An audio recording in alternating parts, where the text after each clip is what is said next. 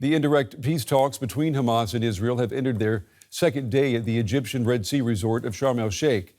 A Hamas spokesman said the group's delegation is seeking to overcome any obstacles and achieve a settlement. He said Hamas was serious in reaching a ceasefire deal based on Donald Trump's plan, but that the group insists on Israel's full withdrawal from the territory. Journalist Kareem El-Kahari has been following the talks from Cairo. He told us about Hamas's set of demands that could make the indirect talks much more difficult. Well, basically, it's a statement by Hamas official Fawzi Barhoum, a televised statement in which they put together the Hamas position in the negotiation. He said they are demanding a permanent ceasefire and a complete withdrawal from the Israeli army. In the maps that are shown now before about the Trump plan, there's a phased withdrawal, and there will be the Israeli army would remain in a buffer zone. Now they're asking for a full withdrawal. They're asking for an unrestricted entry of aid, basically managed by the UN. They ask for the return of the displaced people, and also that is at odds with, of course, that needs a full withdrawal of the Israeli army. A fair prisoner exchange, so they still seem to discuss the names of the Palestinians which are set free in exchange for the Israeli hostages, and an immediate start of the reconstruction. So some of the points are not in Trump's plan. A lot of points are probably not to the liking of Netanyahu. Yeah, I was going to ask you about that. I mean, if we are still not talking about disarmament of Hamas, do you see these demands by Hamas going anywhere? Well, they're putting out their position. They're not at the point where they talk about disarmament. They're talking now about the conditions of hostages release. And there seems to be quite some progress along when it comes to where the exchange are taking place. What are the Palestinians who are exchanged? The first phase of the withdrawal and all this stuff. There seems to be some progress, but this is a statement by Hamas that is also looking forward for the negotiations once the Israeli hostages are set free. And we're talking also about the future of the Gaza Strip. Qatar's foreign minister has been serving as a mediator in these talks. Is he also not on the same page with Benjamin Netanyahu and the Israelis? Well, it's interesting. There was a statement by his spokesman, Majid al-Ansari. Majid al-Ansari is somebody who's very close to the negotiations. So he made also a statement, and he demanded that Israel should immediately cease all operations now. And he also said, interesting enough, that the future of Gaza must be in Palestinian hands. So that's a little bit also counter the Trump plan, which is talking about an internationalization, so-called peace council with Trump and Tony Blair running it. So the Qataris are talking now the future needs to be in the Palestinian hands. And there's some complaint by the Qataris about that the original Trump plan that the Arab states and Islamic states were working out at the sidelines of the UN General Assembly together with Trump was modified. And they're especially talking about this council, this peace council that's supposed to govern Gaza. And what do you take then, Kareem, from the Qatari and the Hamas statements? I mean, where do they leave these negotiations on this Tuesday?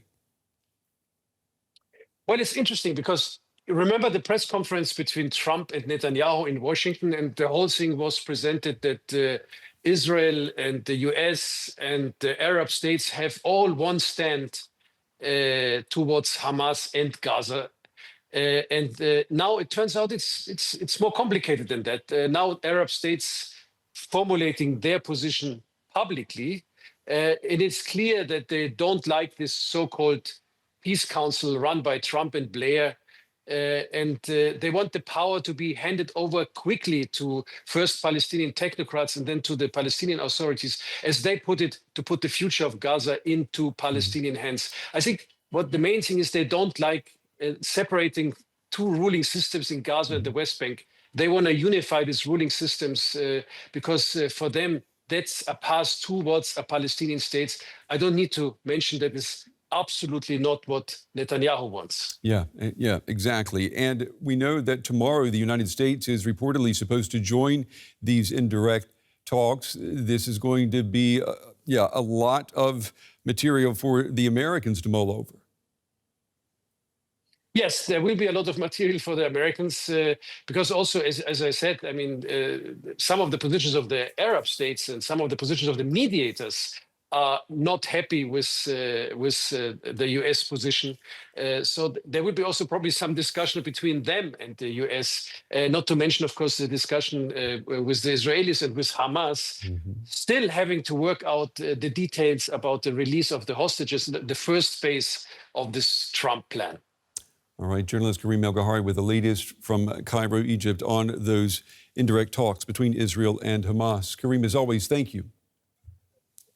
You're welcome. And joining me here at the big table now is our Middle East analyst, Shani Rosanis. Shani, it's good to have you. And we're going to just pick up on what we just heard. There is immense pressure on Benjamin Netanyahu to end this war. Do you see him making any concessions? Well, I think it very much depends on how determined Trump and his people are. We are expecting to see his closest aides, Jared Kushner, his actually son-in-law, and the envoy to the Middle East, Steve Witkoff, coming to Sharm el-Sheikh tomorrow morning. They're supposed to be arriving, and they're going to put pressure. They want to close the deal.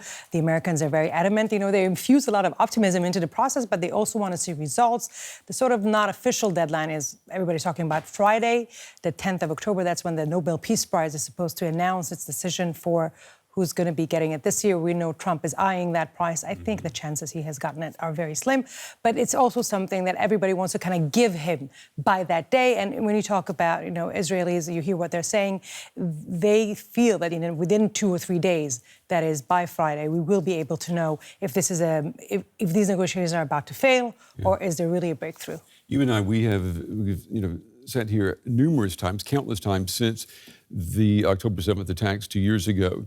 And we've talked about a possible peace plan. Would you say that right now we are as close as we have ever been to a peace plan, and perhaps for Hamas as close as we will ever get? Well, I don't know. I hope it's not as hope as it will ever get. I hope we all want to see this, making actual progress and getting this war to an end. But it feels like it's now or never. Yes, and I want to also just make a little, clarification. We were talking about ceasefire for a long time. Trump's plans are bigger. He wants a peace plan. He's talking about a new future for the whole of the Middle East. We see the involvement of all of the other Arab countries and Muslim countries. They want to see a new vision for that region, and they talk about Gaza, but also about the Palestinian Authority, the West Bank, Israeli occupation of the West Bank coming to an end, and talking about some path to Palestinian nation building in some capacity. So this is the big plan. Of course, it needs to start with a ceasefire in Gaza, and this is where Trump is aiming, and this is where we are. So many times we were here and we felt like this is about to happen, and it didn't happen. I do admit it feels closer now, but we need to keep in mind there are still major, major issues to be worked out. There are very big gaps between where Hamas is standing and Israel is standing. And I know Israelis are still very much processing their own suffering from the events 2 years ago, Palestinians as well in Gaza. The possibility of peaceful coexistence, where do you see any reason to believe that that is a plausible, reachable goal? Well, I think there's going to be a lot of work to be done on both sides. Of course, each one with his own trauma, with his own suffering. I think this, looking at the numbers, of course, you cannot compare over 67,000 Palestinians counted already in the death toll in Gaza. Israel is standing around 2,130, some of them also soldiers, of course. Of course, the numbers don't add up. You cannot compare that. But I think that the feeling of trauma and the break of trust for both societies is so deep that any effort to reconcile, to heal, would have to work on trying to bring these two societies somehow closer together. If you look at how this day has passed in Israel, this day of commemoration, it's a very, of course, a somber atmosphere. And it's also a weird situation in which commemoration usually is for something that has passed and is gone and is over and concluded. Israelis are still lacking their closure. The need for bringing back the hostages is still very much what's leading Israeli society. You have seen today a nation is mourning that is still reopening and reliving those traumatic events and those traumatic, moments from October 7th, and still very much there. You could not have seen, unfortunately, in the major publications and news outlets, hardly any attention to Gaza and to the suffering there.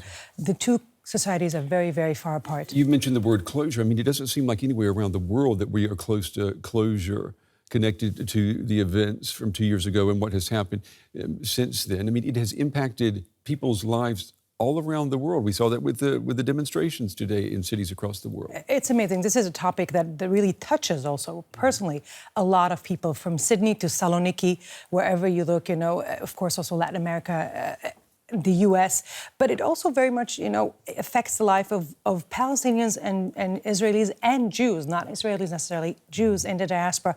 Many Jews will tell you in the last 2 years, they're living in fear that they have never encountered before in their lives, feeling, we also have statistics showing definitely in Germany a rise in anti-Semitism that is unprecedented, but also, of course, for Palestinians living through this pain, from afar, but also close, and this moment, October 7th, has changed not just the region, but so many lives for so many people around the world. And I hope that maybe a breakthrough in bringing peace will start bringing a lot of people their very much needed healing process. Yeah, your words to God's ears there. Shani Rouzanis, as always, Shani, we appreciate you having in the studio. Thank you.